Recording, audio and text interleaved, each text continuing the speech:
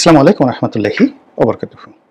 সম্মানিত দর্শক, দিল্লিতে বসে শেখ হাসিনা কি করছেন, তার রাজনৈতিক ভবিষ্যৎ কি, তার প্ল্যান কি, পরিকল্পনা কি রাজনীতি নিয়ে? শোনা যাচ্ছে দিল্লিতে তিনি অফিস করেছেন, তার বাসায় নিয়মিত বৈঠক হয়। আর দিল্লির যে ডাউনটাউন, যেখানে রাজনৈতিক দলগুলোর অফিস রয়েছে, এখন সেটা কি নিজামুদ্দিন, নাকি সফদরজং রোড, নাকি অন্য কোথাও, সেটা এখন স্পষ্ট আমরা জানি না। আর অন্যদিকে কলকাতাতে আওয়ামী লীগের যে অফিস, সে অফিস জুড়ে সবসময় একটা হই হই রই রই ভাব। ঢাকাতে যেভাবে আওয়ামী লীগের অফিসের একটা রমরমা অবস্থা ছিল, তার সেটা অনেক বেশি। Just it's become a political club. বাংলাদেশে যারা ছিলেন তাদের অনেক কাজ ছিল, আর এখন দিল্লিতে কিংবা কলকাতাতে যারা আছেন তারা আসলে অখণ্ড অবসরে আছেন। পেপারে আসছে অনেক মন্ত্রী যারা সাবেক চুলে কলপ মাখছেন, ফেসিয়াল করছেন, অনেকে নিয়মিত ব্যায়াম করছেন যারা কখনো ব্যায়াম করেনি, অনেকে শরীর ফুলাচ্ছেন, পেশি বানাচ্ছেন। এবং সাম্প্রতিক সময় যেটা দেখা গিয়েছে যে গত 4-5 মাস আগে যাদেরকে খুব বিমর্ষ মলিন দেখা যাচ্ছিল, তাদের ইদানিংকালের যে কথাবার্তা এবং ছবি, তা দেখে মনে হচ্ছে তারা বেশ উদ্দীপিত, শক্তি অর্জন করেছেন, সামর্থ্য অর্জন করেছেন এবং যে কোনো একটি টার্গেট পূর্ণ করার জন্য বিশ্বাস এবং আস্থা অর্জন করার চেষ্টা করছেন। কারণটা কি? গত 1 বছরের মধ্যে শেখ হাসিনাকে নিয়ে নানা রকম গুঞ্জন আমরা শুনেছি। তিনি যখন গেলেন, প্রথমত বলা হলো যে তিনি কলকাতাতে গেছেন, ত্রিপুরাতে গেছেন, আসামে আছেন, এরকম নানা কথা। পরে আবার বলা হলো যে না, তিনি এই সামরিক বিমানে করে দিল্লিতে আছেন, তাকে গৃহবন্দী করে রাখা হয়েছে, কেউ তার সঙ্গে দেখা করতে পারে না। ভারত সর্বদলীয়ভাবে সিদ্ধান্ত নিয়ে তাকে 24 ঘন্টার মধ্যে তৃতীয় কোনো দেশে পাঠানো হবে। প্রথমে বলা হলো ইংল্যান্ডে, তারপরে বলা হলো ইংল্যান্ড তাকে নেবে না। তাহলে তিনি কোথায় যাবেন? নিউজিল্যান্ডে যাবেন, যেখানে তার আত্মীয় আছে। মানে নিউজিল্যান্ডের যে এখন রাজ পরিবার রয়েছে, যারা ওখানকার আওয়ামী লীগের মতো বা বিএনপির মতো শক্তিশালী, তো সেই পরিবারের মেয়ে বিয়ে করেছেন। না, নিউজিল্যান্ড নয়, এটা হলো ফিনল্যান্ড। সেই পরিবারের মেয়ে বিয়ে করেছেন শেখ রেহানার সন্তান, তো ববি। কাজে ববির শ্বশুর দেশে তিনি যাবেন না। আবার কেউ বলেন যে না, তিনি তার পুরনো বন্ধু, বাংলাদেশের বন্ধু, আওয়ামী লীগের পারিবারিক বন্ধু, একেবারে শেখ মুজিবুর রহমান বঙ্গবন্ধু, তার জমানা থেকে এখনো পর্যন্ত যে দেশ এবং যে রাষ্ট্রটি কখনো আওয়ামী লীগকে ছেড়ে যায়নি এবং আওয়ামী লীগের সঙ্গে আনকন্ডিশনালি থেকেছে, বেইমানি করে না, মুনাফিকি করেনি, সেই দেশ হলো রাশিয়া। তিনি রাশিয়াতে যাবেন, ভালো কথা।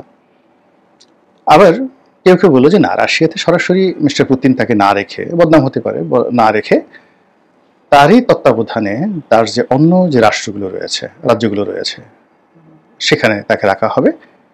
কি যেন উজবেকিস্তান না কাজাকিস্তান, এরকম একটা দেশের নাম আমরা শুনলাম। কিন্তু আলটিমেটলি আসলে কোথাও শেখ হাসিনার যাওয়া হলো না। ভারত তাকে ট্রাভেল পাস দিল, মানে অনেকটা পাসপোর্টের মতো। ভারতের সেই পাসপোর্ট নিয়ে তিনি সারা দুনিয়া ভ্রমণ করতে পারেন, ভারতই সব কিছু ব্যবস্থা করে দিবে। দ্বিতীয়ত, ভারত তাকে ডিপ্লোম্যাট মর্যাদায়, কূটনৈতিক মর্যাদায় এবং যে কোনো একটা দেশের রাষ্ট্রপ্রধান বা সরকার প্রধানের মর্যাদায় তাকে রাষ্ট্রীয় প্রোটোকল দেওয়া শুরু করলো। এরকম খবর যখন এলো, তখন অনেকের মাথায় বাস পড়লো যে এটা কি ধরনের কথা। বাংলাদেশের যারা দেশের বাইরে থাকে টোকাই ইউটিউবার আছে, তো এই সকল টোকাই ইউটিউবার যারা রাজনীতির বোঝে না, লেখাপড়া ইন্টারমিডিয়েট পাস করেছে, তাও করেছে কিনা সন্দেহ, মানে মানুষকে গালাগাল করা ছাড়া যাদের আসলে রাজনীতির যে থিওলজি সেই সম্পর্কে ন্যূনতম যাদের জ্ঞান নেই, তো তারা অকথ্য ভাষায় গালাগাল শুরু করলো ভারতকে। অসভ্য একটা দেশ, এই করেছে ইত্যাদি ইত্যাদি, তাদের সঙ্গে আমাদের জিহাদ করতে হবে। আর তাদের যে সকল অনুগামী রয়েছেন, যারা তাদেরই মতো বা তাদের মতো নয়, তাদের সাথে আরো নিম্নমানের, হই হই রই রই করে যে না, ভারতকে জ্বালিয়ে দিতে হবে, পুড়িয়ে দিতে হবে, দিল্লি দখল করতে হবে, 7 সিস্টার দখল করতে হবে। আর এই কাজ সামাল দিতে গিয়ে, কর্ম সামাল দিতে গিয়ে বেচারা ডক্টর মোহাম্মদ ইউনূস তিনি ভারী মুসিবতের মধ্যে পড়লেন। অভিজ্ঞ মানুষ, বয়স্ক মানুষ, তিনি জানতেন যে ভারতের সঙ্গে তার বন্ধুত্ব লাগবে, তারপরে ভারতের সঙ্গে তার চেষ্টা লাগবে, তুদবেরি লাগবে। তো এই সকল কাজকর্ম করতে গিয়ে তিনি নরেন্দ্র মোদী সাহেবের সঙ্গে একাধিকবার বৈঠক করার চেষ্টা করলেন, বন্ধুত্ব করার চেষ্টা করলেন, কিন্তু ওখানে এমন একটা পরিস্থিতি তৈরি হলো যে ভারত বাংলাদেশের আর বন্ধু হলো না, এবং তারা বলে দিল ভবিষ্যতে যখন কোনো নির্বাচিত সরকার আসবে তাদের সঙ্গে ভারত সম্পর্ক পুনর্বিবেচনা করবে। ভারতীয় ভিসা, ভারতীয় চিকিৎসা, ভারতীয় আমদানি রপ্তানি, ব্যবসা বাণিজ্য সব ক্ষেত্রে রীতিমতো যে ধস নামলো, এটা এখন পর্যন্ত চলমান।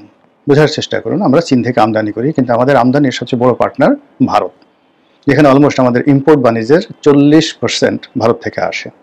আর যদি বেসরকারি বা চোরাচালানির আমরা হিসাব ধরি, আমাদের দেশে অলমোস্ট 70% আমদানি পণ্য ভারত থেকে আসে, 70%, যেটা চোরাচালানি। সেখানে গরু বলেন, মরিচ বলেন, চাল ডাল চিনি আটা ময়দা থেকে শুরু করে আরও অনেক কিছু, পুরো জিনিসগুলো এখন বন্ধ।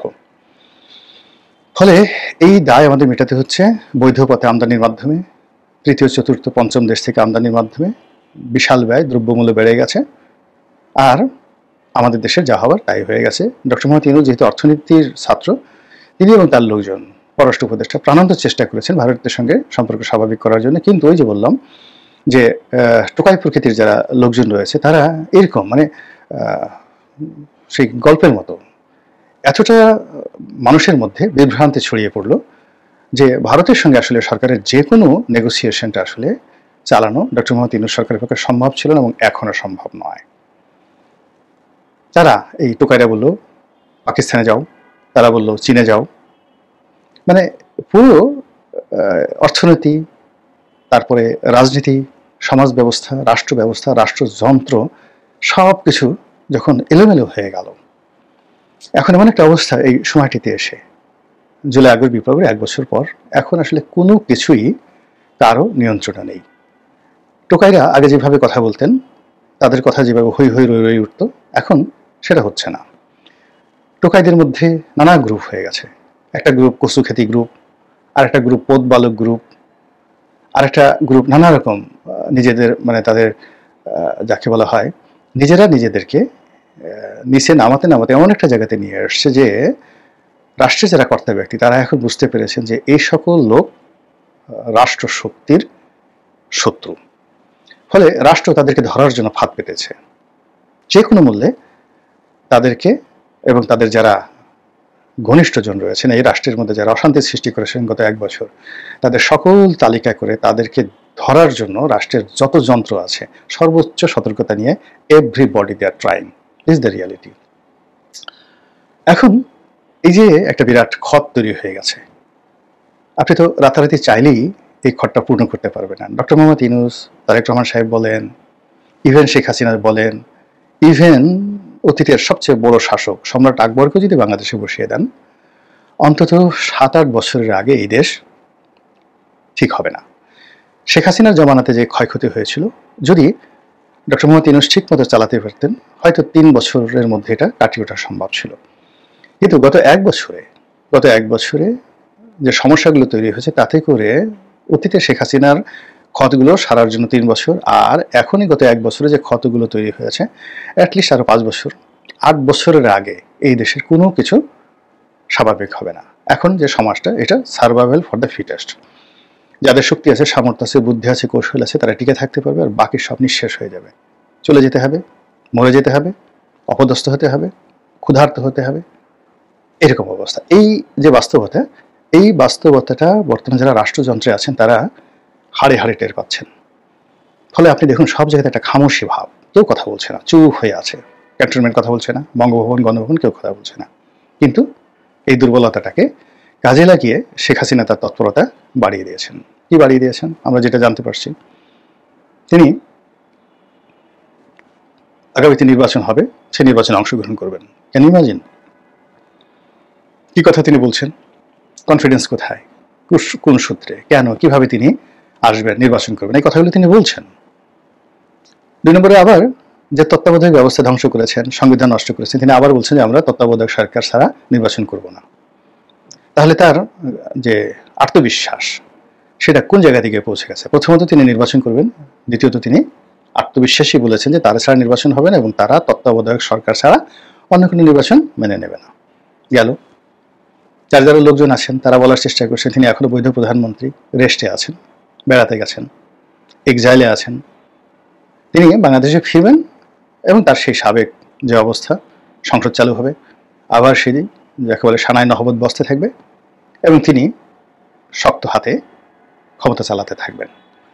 আর তার এই কথা শুনে তার আমলে যারা নির্বাসিত হয়েছে, নির্যাতিত হয়েছে, তাদের সে যে কি কম্পন, এটা বলার মতো নয়। যতবারই শেখ হাসিনার কণ্ঠ তারা শুনছে, ততবারই যাকে বলা হয় তাদের মধ্যে কম্পন তৈরি হয়েছে। ঘটনাটা এরকম যে ধরুন আপনি যদি কখনো সাপের কামড় খান এবং প্রাণে বেঁচে যান, সাপের ফোসফোস শব্দ শুনলে আপনি সেন্সারলেস হয়ে পড়বেন। আপনি যদি বাঘের যাকে বলে থাবা আপনার শরীরের উপর পড়ে, তারপর আপনি যদি কখনো বাঘের গন্ধ শুকেন, মুহূর্তের মধ্যে আপনি সেন্সলেস হয়ে পড়বেন। শেখ হাসিনা যাদের উপর জুলুম করেছেন, অত্যাচার করেছেন, এই জুলুম অত্যাচার বাঘের থাবা এর চাইতে মানে যাকে বলা হয় নির্মম নিষ্ঠুর ছিল। ওই যে সুরেন্দ্র সেনগুপ্ত বলে গেছেন, বাঘে ধরলে বাঘ ছেড়ে দেয় অনেক সময়। আপনি যদি বাঘের সামনে খুব অভিনয় করতে পারেন যে আপনি মরে গেছেন, নিঃশ্বাস প্রশ্বাস বন্ধ করেছেন, বাঘ মরা মানুষের সাথে যুদ্ধ করে না, তো বাঘ আপনাকে ছেড়ে চলে যাবে। কিন্তু শেখ হাসিনা আপনাকে খোঁচাবে, আপনি আসলে মরেছেন কিনা দেখবে, এবং শতভাগ নিশ্চিত হওয়ার পর এরপর আপনার মৃত যে লাশ, সেই লাশের সঙ্গে সে কি করবে এটা সে সিদ্ধান্ত নেবে, কিন্তু আপনাকে ছাড়বে না। তার 15 বছরের শাসন এমনই মনে হয়েছে। আর এই 15 বছরের শাসনের আগে তিনি আরো 5 বছর শাসন করেছেন। সব মিলিয়ে 20 বছর তিনি রাষ্ট্র চালিয়েছেন। Can you imagine? 20 বছর সম্রাট শাহজাহানও 20 বছর দিল্লির সিংহাসন চালিয়েছেন। জাহাঙ্গীরও 22 বছরের মতো সিংহাসন চালিয়েছেন। আর এর বাইরে তিনি দল চালিয়েছেন 1981 সন থেকে কন্টিনিউয়াসলি। আওয়ামী লীগের মতো একটা বড় দল চালানো, একটা রাষ্ট্র চালানোর চাইতে অনেক বড়। মালদ্বীপের মতো একটা ছোট রাষ্ট্রে কয়জন জনগণ? আওয়ামী লীগের ভোটার সংখ্যা যদি 18 কোটি মানুষ যদি ধরেন, তার 35% যদি আওয়ামী লীগের ভোটার হয়, তারপর তার যারা সহযোগী রয়েছে তাদের যদি আরো 15% হয়, তাহলে 50% জনগণ যারা শেখ হাসিনার কথায় অতীতের মধ্যে এখনো নড়াচড়া করছে, তাহলে 9 কোটি মানুষ। এই 9 কোটি মানুষকে তিনি রাষ্ট্র ক্ষমতায় থেকেও ডান্ডা মেরেছেন, প্রভাবাধীন রেখেছেন, নিয়ন্ত্রণ রেখেছেন, আর এখনো রাখছেন। এবং তারা যত কিছু হোক না কেন, তারা অন্ধের মতো শেখ হাসিনা জয় বাংলা, জয় বঙ্গবন্ধু, এবং তাদের একটা অংশ মনে করে শেখ হাসিনা আবার ফিরে আসবে এবং সাবেক সেই জায়গাতে। যা হোক, এনিওয়ে, তো এরকম যখন একটা অবস্থা চলছে আমাদের দেশে, যখন একেবারে সমস্যায় আমরা জর্জরিত, বিশ্বাস, আস্থা, নির্ভরতা কোথাও নেই, ঠিক সেই সময়টাতে হঠাৎ করে শেখ হাসিনার তৎপরতা বেড়ে গেছে। তিনি অফিস খুলে বসেছেন, যেটা শোনা যাচ্ছে দিল্লি থেকে নিয়মিত লোক তার বাসায় যাচ্ছে। তারপর কলকাতাতে যারা আছেন তারা অনেকে দিল্লিতে বাসা ভাড়া করছেন টেম্পোরারি। কলকাতা থেকে দিল্লিতে গিয়ে তারা সিরিজ বৈঠক করছেন সকাল থেকে রাত পর্যন্ত। জয়ের বন্ধু হিসেবে পরিচিত মোহাম্মদ আরাফাত, তো মোহাম্মদ আরাফাত একটা সাক্ষাৎকার দেখলাম যে কোথায় দিয়েছেন, যেটা ভাইরাল হয়ে গেছে। তিনি বলছেন সকাল থেকে রাত পর্যন্ত এত পরিশ্রম করতে হচ্ছে, কাজ করতে হচ্ছে, যে কোথা থেকে যে সময় চলে যায়, কখন দিন হয় কখন রাত হয় টের পায় না। অন্যান্য যারা আওয়ামী লীগের নেতৃবৃন্দ রয়েছেন, বিশেষ করে আওয়ামী লীগের যারা ব্রেইন হিসেবে কাজ করেছে, সাংগঠনিক ব্রেইন, যেমন ধরেন লিয়াকত শিকদার, ছাত্রলীগের লিয়াকত শিকদার, তারপরে যেমন ধরেন খালিদ মাহমুদ চৌধুরী মন্ত্রী ছিলেন, তারপরে শেখর প্রধানমন্ত্রীর এপিএস ছিলেন, এমপি ছিলেন, তারপর সেলিম মাহমুদ, ডক্টর সেলিম মাহমুদ, এরপর স্বরাষ্ট্রমন্ত্রী আসাদুজ্জামান কামাল, এরকম অসংখ্য অসংখ্য, মহিবুল হাসান চৌধুরী, এমনকি ওই যে জাভেদ, লন্ডনে যিনি আছে লাভেদ, সমর রেজাউল করিম, এই মানুষগুলো প্রত্যেকটা মুহূর্ত বলতে গেলে দলের জন্য সারাক্ষণ তারা কিভাবে প্ল্যান করবে, কিভাবে কি করবে, এই কাজে প্রত্যেকটা মানুষ নিজেরা সিরিজ বৈঠক করছে। তার সঙ্গে সঙ্গে শেখ হাসিনার সঙ্গে সিরিজ বৈঠক করছে, যেটা এই 3 মাস আগেও আমরা এই ঘটনাগুলো শুনতে পারিনি। হঠাৎ করে এরকম হলো কেন? এবং ইন্টারনেটে আপনি দেখবেন যে এই যে মানুষগুলোর নাম শুনলাম, এদের অনেকেই ইদানিং বেশ কথাবার্তা বলছে। আপনি নিঝুম মজুমদারের কথা চিন্তা করেন, তারপরে অমির রহমান পিয়ালের কথা চিন্তা করেন, অমির রহমান পিয়াল, তারপরে আরিফ জেপতিকের কথা চিন্তা করেন, নবনীতা চৌধুরীর কথা চিন্তা করেন, শারমিন চৌধুরী, সুলতানা রহমান, এই নামগুলো তো আপনারা জানেন সবাই। আজ থেকে 6 মাস আগে দেখুন তাদের যে পেজগুলো চলতো, তাদের যে ভিডিওগুলো চলতো, তাদের যে কথাবার্তা ছিল, সেখানে হতাশার সুর ছিল, নানা রকম ব্যঙ্গ ছিল, বিদ্রুপ ছিল, কিন্তু সবাই কিভাবে যেন একটা ঝাঁকি দিয়ে উঠেছেন। সবার মধ্যে কি ধরনের যেন একটা উদ্দীপনা চলে এসেছে, সবাই প্রচন্ড ব্যস্ত হয়ে পড়েছেন। আর তার সঙ্গে সঙ্গে শেখ হাসিনার এই তৎপরতা, কি হতে পারে? আল্লাহ ভবিষ্যৎ ভালো জানেন, যেটি আমাদের জন্য ভালো হয় তাই যেন হয়। আসসালামু আলাইকুম রহমতুল্লাহি ওয়া বারাকাতুহু।